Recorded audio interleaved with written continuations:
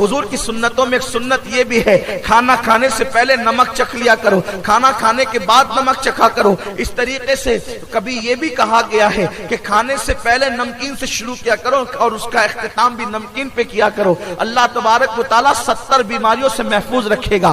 پھر فرمایا کہ کھانا کھانے سے پہلے پانی پی لیا کرو، کھانا کھانے سے پہلے پانی پیو گے تو اللہ رب العزت بہت ساری بیماریوں سے تمہیں محفوظ رکھے گا۔ اسی طریقے سے میرے آقا صلی اللہ علیہ وسلم کے دیوانوں سونے سے پہلے وضو کر لیا کرو، اس کے بعد چاروں قل پڑھ لیا کرو، آیت الکرسی پڑھ لیا کرو، اور اس کے بعد جو ہے اپنے بستر کو جھاڑ لیا کرو اور دائیں کروٹ لیٹ کر کے سویا کرو۔ اس سے کیا ہوگا؟ جو دائیں کروٹ لیٹ کر کے سوئے گا اللہ رب العزت اسے ہارٹ اٹیک کے مرض سے، یعنی جو دل کا دورہ پڑتا ہے اس مرض سے اللہ اس کو محفوظ رکھے گا۔ میرے پیارے آقا صلی اللہ علیہ وسلم کے پیارے دیوانوں، اور جو بندہ سنت کے مطابق سوتا ہے اس کو اللہ تبارک و تعالیٰ سکون کی نیند عطا فرمائے گا، اور جو شخص جو سونے سے پہلے چاروں قل اور آیت الکرسی پڑھ لے اللہ رب العزت اس کو سحر جادو سے محفوظ رکھے گا۔ اور پھر اس کی برکتیں کیا ہے؟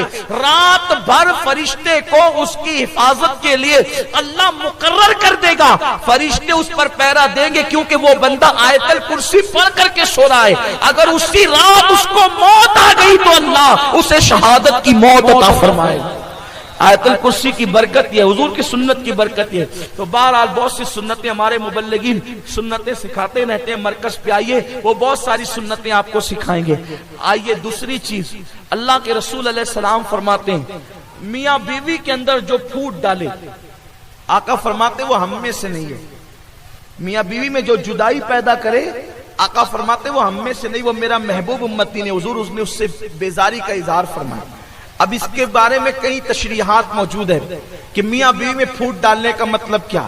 مطلب یہ ہے کہ شوہر کے پاس پہنچے تو بیوی کی برائی شروع کر دی تاکہ اس میں برائی پیدا ہو جائے، اور بیوی کے پاس پہنچے تو اس کے شوہر کی برائی شروع کر دی تاکہ دونوں کے درمیان نفرت پیدا ہو جائے۔ آقا فرماتے وہ ہم میں سے نہیں ہے۔ جو میاں بیوی کے اندر جدائی پیدا کرے فرماتے ہم میں سے نہیں ہے۔ اس سے ان لوگوں کو عبرت حاصل کرنا چاہیے کہ جب کسی عورت کے پاس بیٹھتے تو اس کے شوہر کے خلاف اس کے کان بھرتے ہیں، اور جب شوہر کے پاس بیٹھتے تو بیوی کے خلاف کان بھرتے ہیں۔ اور ایک بات یہ بھی عرض کر دوں، اس سے ان لوگوں کو بھی عبرت حاصل کرنا چاہیے، ان لوگوں کو عبرت حاصل کرنا چاہیے جو لوگ شادی شدہ عورتوں سے ناجائز تعلقات قائم کرتے ہیں، اور ناجائز تعلقات قائم کر کے وہ پوری کوشش کرتے ہیں کہ جس عورت کی شادی ہو گئی ہے اس کی شادی ختم ہو جائے اور پھر میرے ساتھ اس کی شادی ہو جائے۔ اس طرح کے بھی ناانجار اور بدبخت لوگ ہمارے معاشرے میں موجود ہیں کہ جو ناجائز تعلقات قائم کر کے عورتوں کو ورگلاتے ہیں، بہلاتے ہیں، پھسلاتے ہیں،